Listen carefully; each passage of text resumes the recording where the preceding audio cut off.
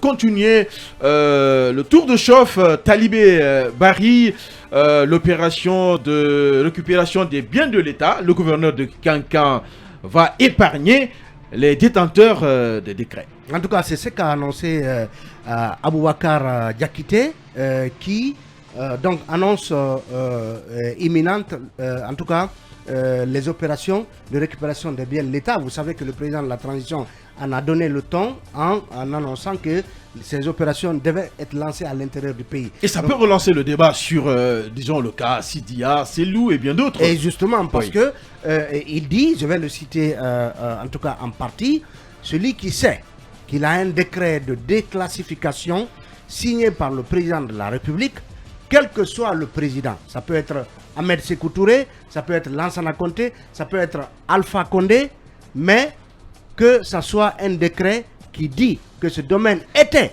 pour l'État, mais ça revient au privé, celui qui envoie ce document, on va le laisser.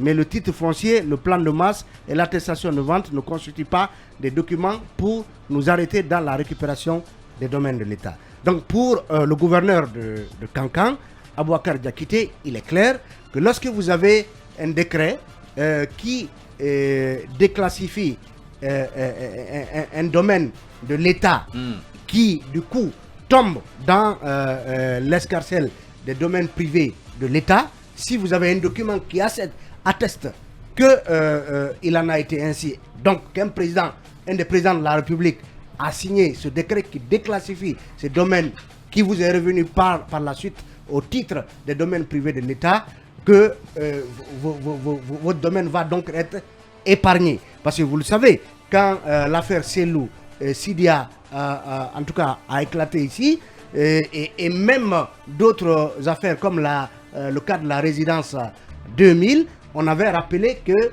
ces domaines avaient fait l'objet de décrets du président Lansana Conté, et que par conséquent, il n'y avait pas à y revenir, il n'y avait pas donc à retirer ces différents domaines à ces particuliers, en tout cas personnes physiques ou personnes morales. Donc le gouverneur, lui, il estime que dès lors que vous jouissez d'un décret, d'un tel décret, votre domaine va être épargné. Ça relance le débat parce que beaucoup ici à Conakry, que ce soit des juristes, des avocats et même des acteurs politiques ou acteurs sociaux, avaient estimé justement qu'on n'avait pas à s'en prendre à des domaines acquis suite à des décrets des différents chefs d'État. Alors, ça veut dire que, en tout cas, c'est la conception que le gouverneur de Kankan se fait de ces opérations en ce qui concerne les domaines censés appartenir à l'État et finalement acquis par des particuliers. Oui, moi, on va bien si je peux enchaîner pour parler justement de ces opérations, le climat de stupeur que ces opérations installent déjà à l'intérieur du pays. Oui. C'est le cas à Mamou. Vous savez que Mamou, en tout cas, c'est vrai, on va parler d'une défunte gare ferroviaire. Parce que le chemin de fer passait par là, le chemin de fer Conakry-Kankan.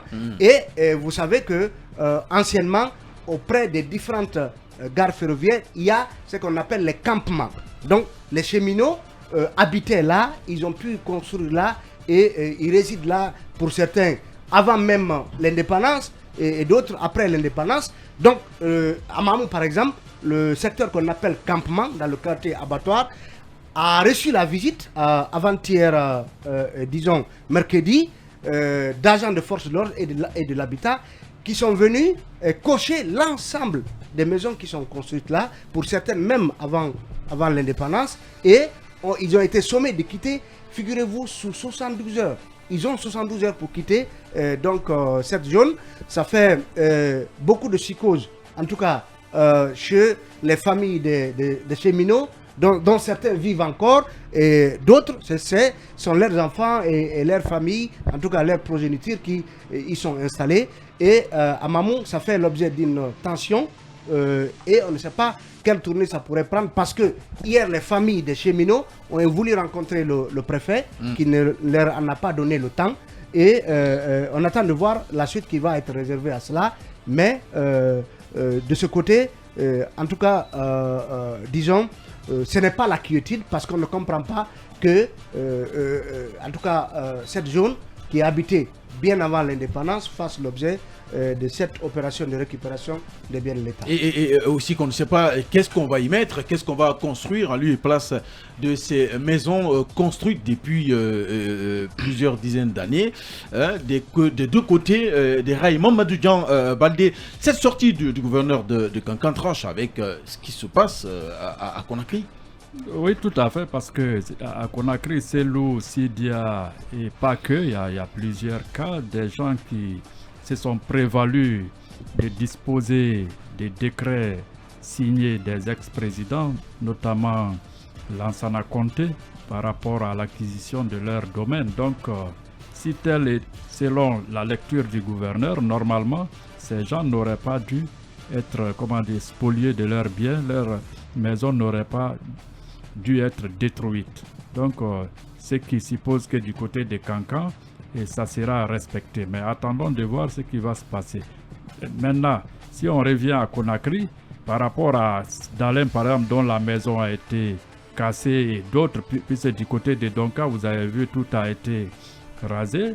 Et maintenant, que ces gens, espérons que la justice puisse être dite, le droit soit dit par rapport à ces gens, parce que s'ils disposent de preuves, l'État doit, les remettre dans leurs droits. Emmanuel Milmono. Je crois que oui, ça donne l'impression d'une reprise finalement de conscience de la réalité, en tout cas de la légalité des opérations, parce que justement le cas d'Alain et Sidia Touré en font cas d'école, des domaines quand même qui avaient le fameux décret de déclassification, mais qui ont quand même été retirés. Et celui d'Alain aujourd'hui, sur son domaine, il n'y a plus rien, en fait, à part un chantier d'école. Emmanuel, si tu me le permets, je précise que ces propos du gouverneur de Kankan ont été rapportés par nos confrères de Média Guinée. C'est important de citer la source. D'accord. Donc c'est quand même important. Le gouverneur, je ne pense pas qu'il prendrait l'initiative personnelle d'établir son propre plan d'action à Mamou. Souvenez-vous, ils ont... C'est Mamou ou Kankan? C'est Kankan. Oui, merci, c'est Kankan. Souvenez-vous, ils ont été reçus récemment ici par le président, qui a donné le ton, qui les a pratiquement envoyés en mission. Est-ce qu'il a entre-temps donné des consignes pour dire nous avons commis des erreurs à Conakry, nous avons retiré des domaines qui ont des décrets de déclassification, ne recommettez pas la même erreur à l'intérieur du pays? Peut-être qu'il a donné cette consigne. Sinon, je ne vois pas du tout le patrimoine bâti public et le CNRD dans une logique de retirer tout ce qui appartenait à l'État, y compris ceux qui a été déclassifiés, parce que le cas M. Selou Dalem, M. Sidia Touré, c'était quand même des domaines qui ont été déclassifiés, mais on les a quand même récupérés. Je ne vois pas donc le CNRD et le patrimoine bâti public engagés dans une telle démarche, et que le gouverneur de Kankan, là-bas à la sortie de la Guinée, décide tout seul que lui, il va épargner les domaines qui sont régis par un décret de déclassification. Donc je pense qu'ils ont reçu des consignes, des erreurs qui ont été commises à Conakry ont servi de leçon, et on leur a donné la consigne d'épargner les domaines qui ont été déclassifiés. Et c'est la procédure normale. C'est vrai qu'un domaine, il appartient à l'État. L'État peut le vendre à travers le président de la République.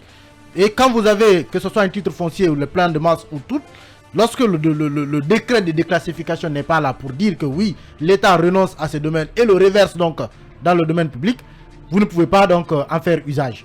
Et à Kankan, le gouverneur est en train, je pense, de montrer la voie légale, la bonne voie, comme quoi, une fois qu'un décret est pris et que le domaine est déclassifié, il n'est plus dans le domaine privé de l'État, donc il est cessible. Ça veut dire que ceux qui l'ont acheté en bonne et due forme. Et ceux-là, il faut les épargner, sinon ça viendrait à remettre en cause toutes les décisions, tous les décrets qui ont été pris par les présidents qui sont passés avant le colonel. Et c'est ce qu'on a dénoncé à Conakry. C'est plutôt un bon signal que Kankan puisse enfin rappeler cette procédure. Et espérons que Mamou aussi va se calmer pour tenir compte justement de tous ces détails d'ordre légal. Garay Girassi, est-ce que vous comprenez cette opération de récupération des biens de l'État à l'intérieur du pays? Enfin, ce qui se passe, je pense que c'est un travail qui devait être fait en amont.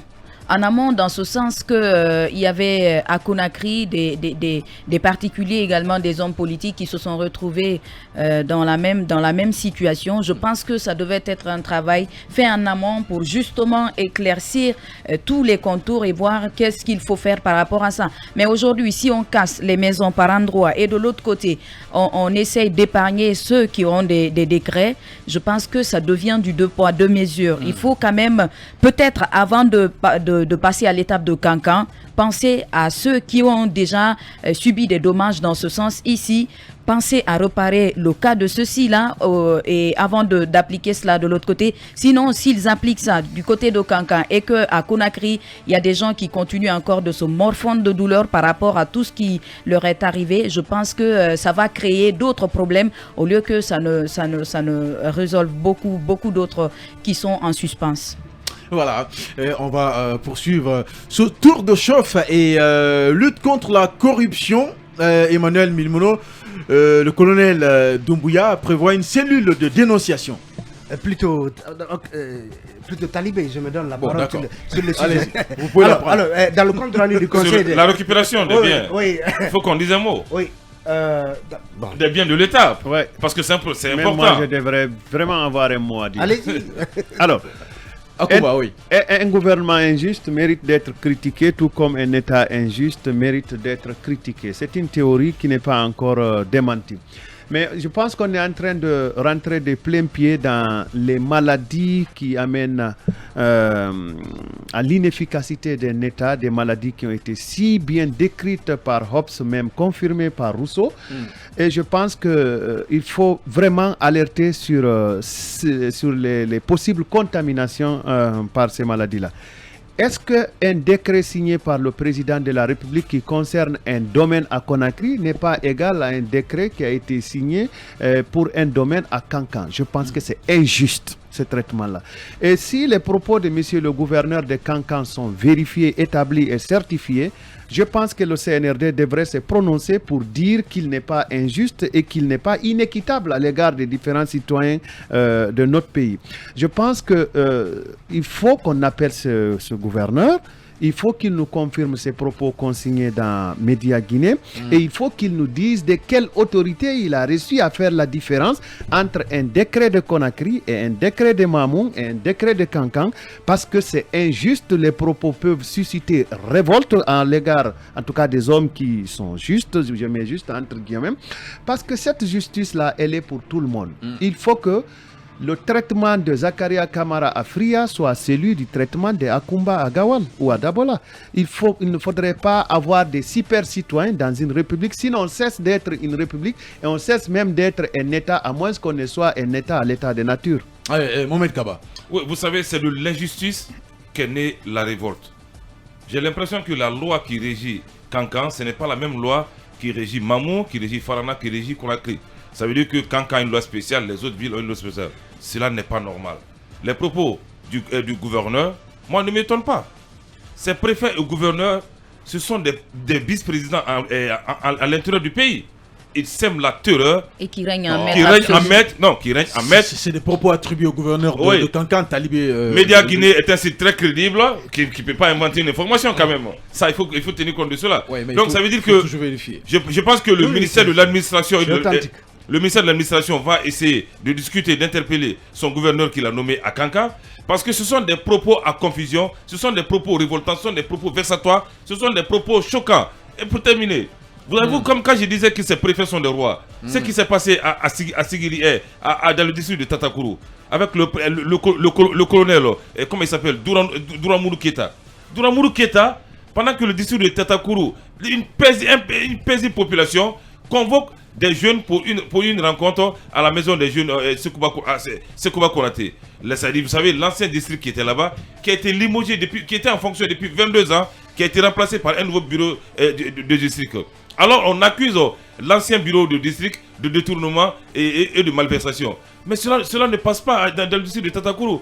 On barricade la route et ce colonel, ce tout puissant colonel, Douramourou Keita, prend la sanction et prend la décision de sanctionner l'actuel bureau de district de Tatakoro. C'est ce qui a créé la révolte hier, plus de 18 heures d'embouteillage, et j'espère que ces méthodes doivent s'arrêter. Quand je parle de Tatakoro, il faut faire la différence entre le district de Tatakoro et Moussa Tatakoro qu'on connaît. Tu défends donc la corruption, toi? Je ne défends pas la corruption, non. Je suis opposé aux méthodes très brutales des administrations territoriales. Parce que ce que ce colonel a fait dans le district de Tatakoro, les populations sont en ce moment terrorisées. Il a fallu que le gouverneur de la région de Kankan revienne sur cette décision. Merci à vous, à tous. On va faire un break dans Mirador. Nous revenons juste après les infos.